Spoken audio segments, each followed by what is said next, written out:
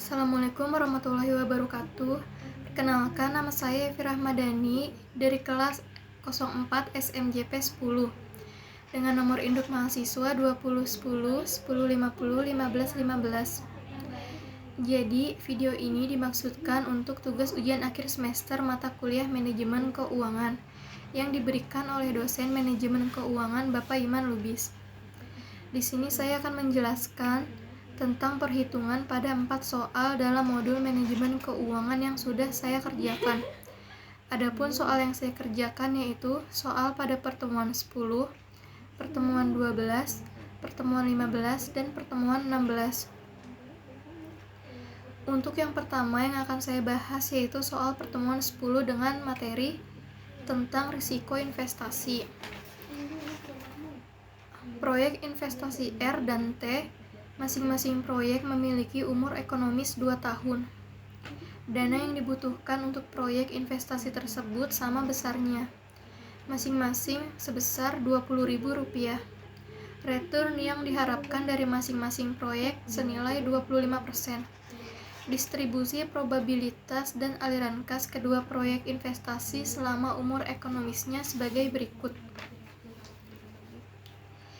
Jadi pada soal ini terdapat tabel data dari usulan investasi R dan usulan investasi T.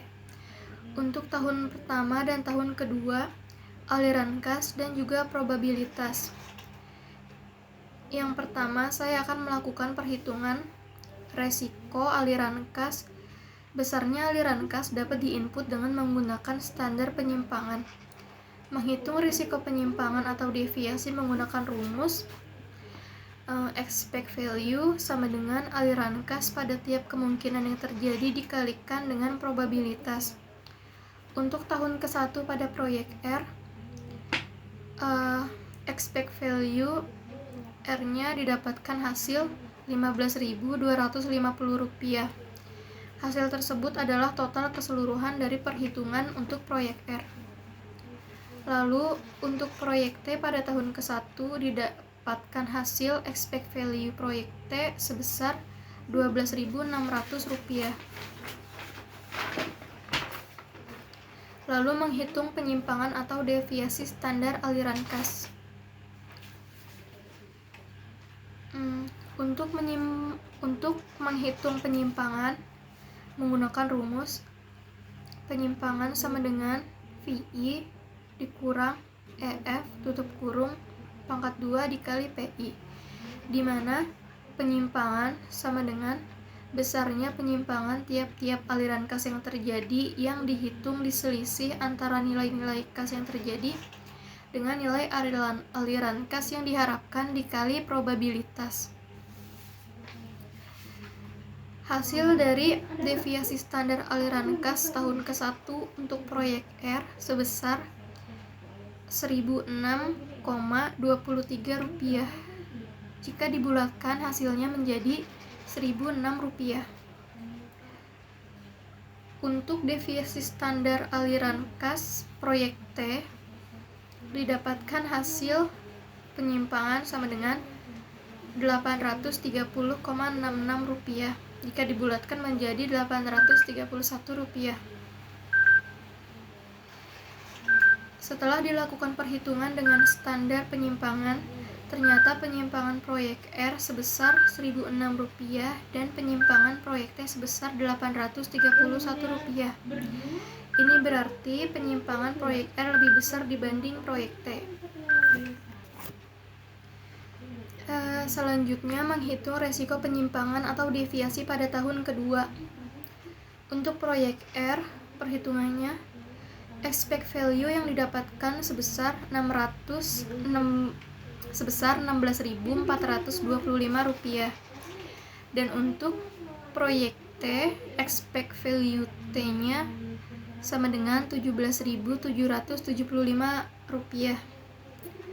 Lalu penyimpangan atau deviasi standar aliran kas pada tahun kedua untuk proyek R didapatkan hasil sebesar Rp1.380,89 yang jika dibulatkan menjadi Rp1.381. Untuk deviasi standar kas investasi proyek T pada tahun kedua didapatkan hasil Rp1.123,33 dibulatkan menjadi Rp1.123.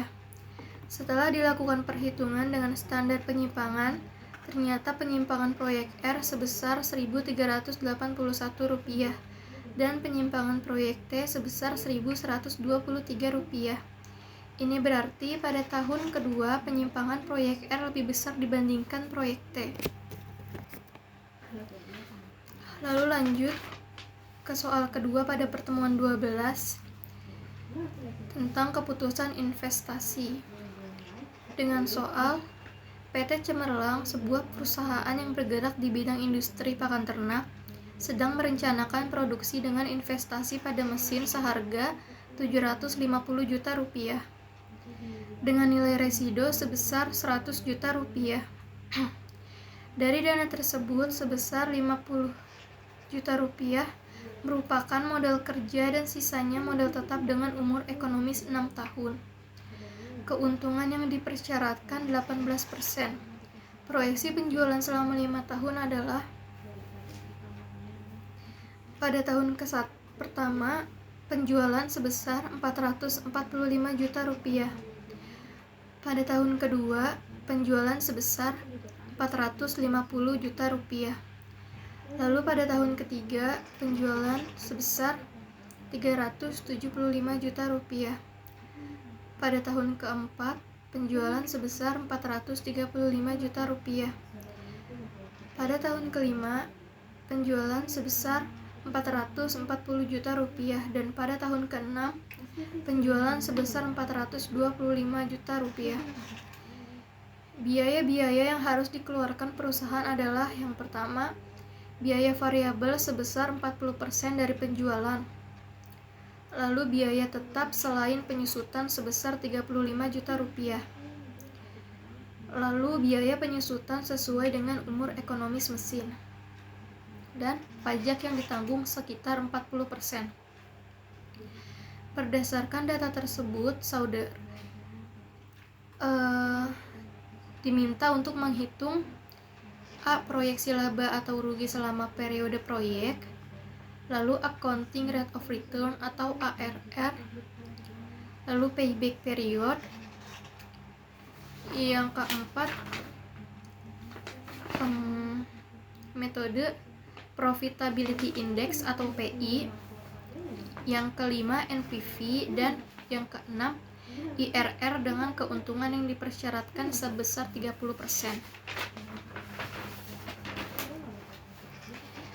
Jadi investasi sebesar Rp750 juta terdiri dari modal kerja sebesar Rp50 juta dan modal tetap sebesar Rp700 juta.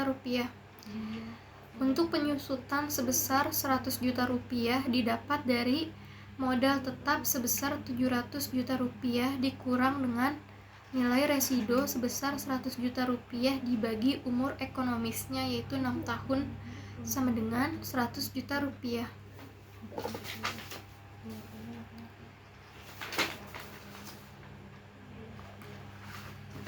Jadi untuk proyeksi laba rugi selama periode proyek di sini ada total biaya. Total biaya pada tahun pertama yaitu pada tahun pertama sebesar Rp313 juta, lalu pada tahun kedua sebesar Rp315 juta, pada tahun ketiga sebesar Rp285 juta, pada tahun keempat sebesar Rp309 juta, pada tahun kelima sebesar Rp311 juta, dan pada tahun keenam sebesar Rp305 juta. Total biaya didapatkan dari keseluruhan jumlah biaya variabel 40%. Biaya tetap non-penyusutan dan biaya tetap penyusutan. Lalu laba sebelum pajak pada tahun pertama sebesar pada tahun pertama sebesar Rp137 juta, pada tahun kedua sebesar 135 juta rupiah, pada tahun ketiga sebesar 90 juta rupiah, pada tahun keempat sebesar 126 juta rupiah, pada tahun kelima sebesar 129 juta rupiah, dan pada tahun keenam sebesar 120 juta rupiah. Laba sebelum pajak ini didapat dari nilai penjualan dikurang dengan total biaya. Lalu laba bersih setelah pajak pada tahun pertama sebesar Rp79.200.000. Pada tahun kedua sebesar Rp81 juta. Pada tahun ketiga sebesar Rp54 juta. Dan pada tahun keempat sebesar Rp75.600.000. Dan pada tahun kelima sebesar Rp77.400.000. Dan pada tahun keenam sebesar Rp72 juta. Untuk kas bersih atau profitnya pada tahun pertama sebesar Rp179.200.000. Pada tahun kedua sebesar Rp181 juta. Pada tahun ketiga sebesar Rp154 juta. Dan pada tahun kelima pada tahun keempat sebesar Rp175.600.000. Lalu pada tahun kelima sebesar Rp177.400.000. Dan pada tahun keenam kas bersih sebesar Rp322 juta. Metode yang kedua yaitu metode Accounting Rate of Return atau ARR. Accounting of Return sama dengan rata-rata laba setelah pajak atau EAT dibagi rata-rata investasi dikali 100%. Dari hasil perhitungan jumlah ARR sebesar 17,22%. Jadi tingkat keuntungan yang diharapkan 18%, maka rencana investasi tersebut tidak layak untuk dilaksanakan karena ARR lebih kecil dari keuntungan yang diharapkan. Lalu yang ketiga ada metode payback period atau PP. Di sini dijelaskan investasi sebesar Rp750 juta.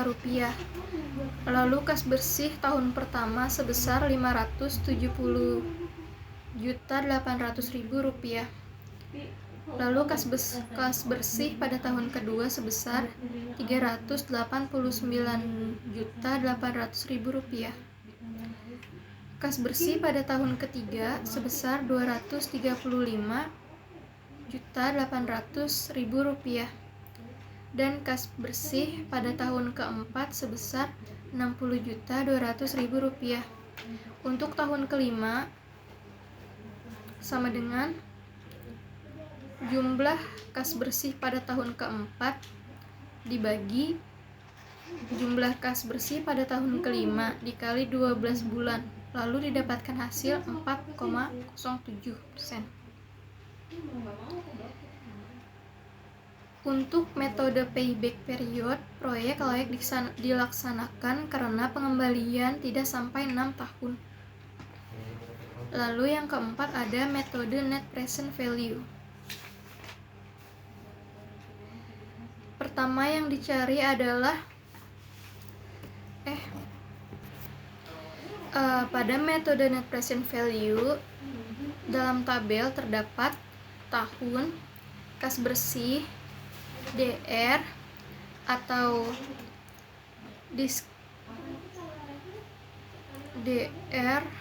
discount rate, DF atau discount factor, dan present value kas 0,18 dan 0,30%. Pertama yang dicari adalah DR atau discount rate. Untuk mencari DR dan DF dengan menggunakan rumus 1 dibagi buka kurung 1 ditambah R tutup kurung N, dengan R sama dengan tingkat bunga, dan N adalah tahun.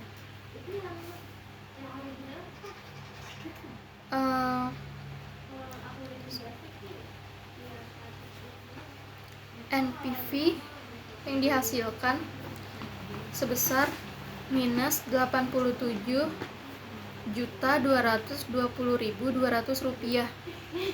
Di sini NPV kurang dari 0, maka proyek tidak layak dilaksanakan. Lalu yang kelima, metode Profitability Index atau PI. Tahu kan? Aku ngeliatin jaket yang dipakai rumus Profitability Index yaitu sama dengan present value dari aliran kas dibagi investasi awal, lalu didapatkan hasil 0,88. Profitability Index kurang dari 1, maka proyek tidak layak dilaksanakan. Jika Profitability Index lebih dari 1, maka investasi diterima. Namun apabila Profitability Index kurang dari 1, maka investasi ditolak. Lalu yang terakhir, ada metode Internal of Return atau IRR. IRR 18% didapatkan hasil sebesar minus 66,99%. Pada IRR 30% didapatkan hasil 66,99%. IRR dengan keuntungan yang dipersyaratkan dengan hasil dari hasil tersebut dapat dilihat bahwa IRR yang dihasilkan kurang dari inflasi yang terjadi, maka proyek tidak layak dilaksanakan. Lalu selanjutnya soal ketiga yaitu pertemuan 15 dengan soal perusahaan cendana dalam membiayai proyek investasinya menggunakan beberapa sumber dana secara serentak. Jumlah dana dan biaya modal dana tersebut adalah sebagai berikut. Sumber dana dari obligasi sejumlah 400 juta rupiah dengan cost of capital sebesar 21%. Lalu ada sumber dana dari saham preferen sejumlah 300 juta rupiah dengan cost of capital 18%. Dan sumber dana dari saham biasa sebesar 900 juta rupiah dengan cost of capital sebesar 16%. Diminta untuk menghitung rata-rata tertimbang. Untuk menyelesaikan soal ini, maka pertama cost of capital dicari setelah pajak. Maka cost of debt sama dengan KD sama dengan 21% dikali 1,03 sama dengan 14,7%. Setelah itu, dihitung rata-rata tertimbang semua dana. Yang pertama adalah dengan mengkomposisikan berapa besar dana masing-masing modal tersebut. Pada obligasi, jumlah dana sebesar 400 juta rupiah. Lalu saham preferen sebesar 300 juta rupiah dan saham biasa sebesar 900 juta rupiah. Total semua sumber dana sebesar 1.600.000.000 rupiah. Jika dikomposisikan obligasi sendiri, berarti jumlah obligasi dibagi jumlah keseluruhan dari sumber dana. Itu berarti pada obligasi 400 juta rupiah dibagi dengan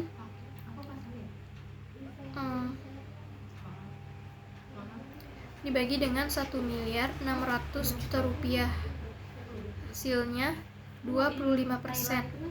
Pada saham preferen 300 juta rupiah dibagi 1.600.000.000 rupiah. Hasilnya 18,75%. Lalu pada saham biasa 900 juta rupiah dibagi 1.600.000.000 rupiah. Hasilnya 56,25%. Dari hasil tersebut dapat disimpulkan bahwa sumber dana terbesar berasal dari saham biasa, yaitu sebesar 56,25%. Dari perhitungan tersebut diperoleh biaya modal rata-rata tertimbang sebesar 16,5%. Artinya, biaya modal inilah yang digunakan sebagai tolak ukur diterima atau tidaknya suatu keputusan investasi atau sebagai FRED.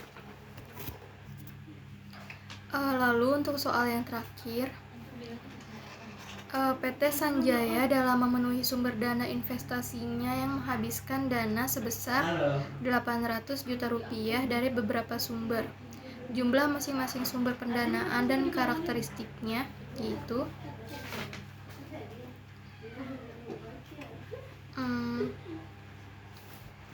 obligasi sebesar 200 juta rupiah, saham preferen sebesar 160 juta rupiah, dan saham biasa sebesar 440 juta rupiah.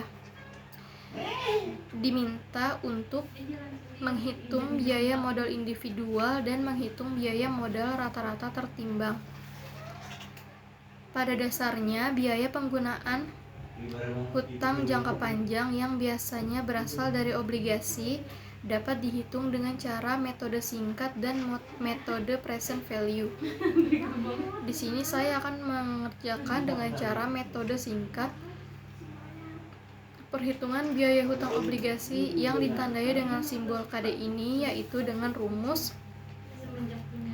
KD sama dengan I ditambah buka kurung N besar dikurang NB tutup kurung dibagi N kecil dibagi buka kurung NB ditambah N besar tutup kurung dibagi 2, di mana N adalah harga nominal obligasi, NB yaitu nilai bersih penjualan obligasi,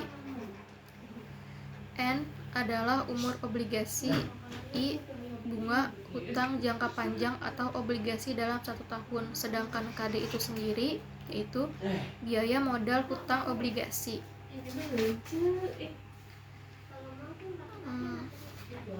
Jadi hasil dari biaya hutang obligasi KD sama dengan 22,34% dari hasil perhitungannya. Selanjutnya, untuk menyesuaikan biaya modal sebelum pajak atau KD menjadi biaya modal atas dasar setelah pajak atau KI, maka diperlukan perhitungan dengan rumus KI sama dengan KD buka kurung 1 dikurang T tutup kurung, di mana KI yaitu biaya modal atas dasar setelah pajak, KD yaitu biaya modal sebelum pajak, sedangkan T yaitu pajak. Dari hasil perhitungan tersebut didapatkan biaya modal atas dasar setelah pajak sebesar 15,64%. Lalu yang kedua, biaya modal saham preferen. Untuk menghitung biaya modal saham preferen menggunakan rumus KP sama dengan DP dibagi P0, di mana KP yaitu biaya saham preferen, DP yaitu dividen saham preferen, dan P0 sama dengan harga saham preferen saat penjualan. Dari hasil perhitungan didapatkan KP sebesar 14,69%. Pada yang ketiga, biaya modal saham biasa. Untuk melakukan perhitungan, saya akan menghitung menggunakan pendekatan model deskonto dividen, di mana rumusnya yaitu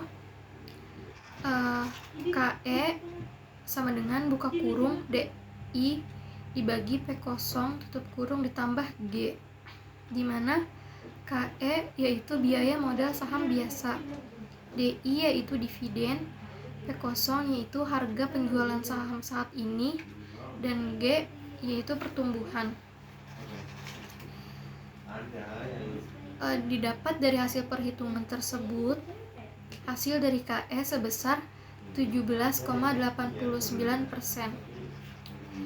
Yaitu untuk yang terakhir, menghitung biaya modal rata-rata tertimbang.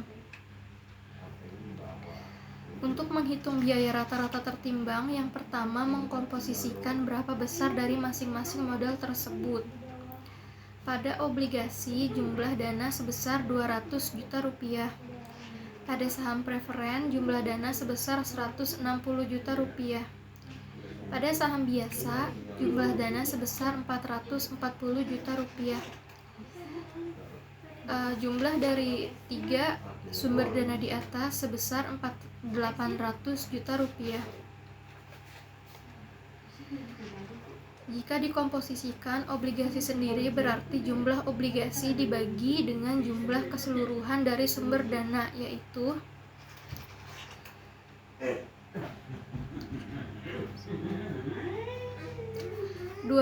untuk obligasi sebesar 200 juta rupiah dibagi 800 juta rupiah, hasilnya 25%.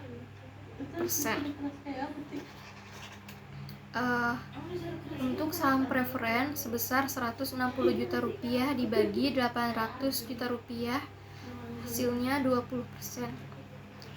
Untuk saham biasa 440 juta rupiah dibagi 800 juta rupiah, didapatkan hasil 55%.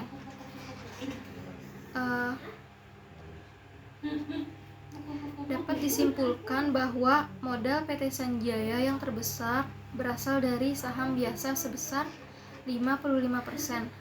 Lalu selanjutnya terdapat biaya modal. Pada obligasi, biaya modal sebesar 15,22%, saham preferen sebesar 14,69%, dan saham biasa sebesar 17,89%. Lalu untuk menghitung rata-rata, yaitu dengan cara mengkalikan proporsi dengan biaya modal, yaitu untuk obligasi 25% dikali 15,22%, maka rata-rata tertimbang dari obligasi sebesar 3,80%. Untuk saham preferen 20% dikalikan 14,69%, hasilnya 2,94%. Dan untuk saham biasa 55% dikali 17,89%, hasilnya 9,83%. Jika dijumlahkan, total biaya rata-rata tertimbang sebesar 16,57%. Sekian penjelasan dari saya. Mohon maaf apabila ada salah kata. Wassalamualaikum warahmatullahi wabarakatuh.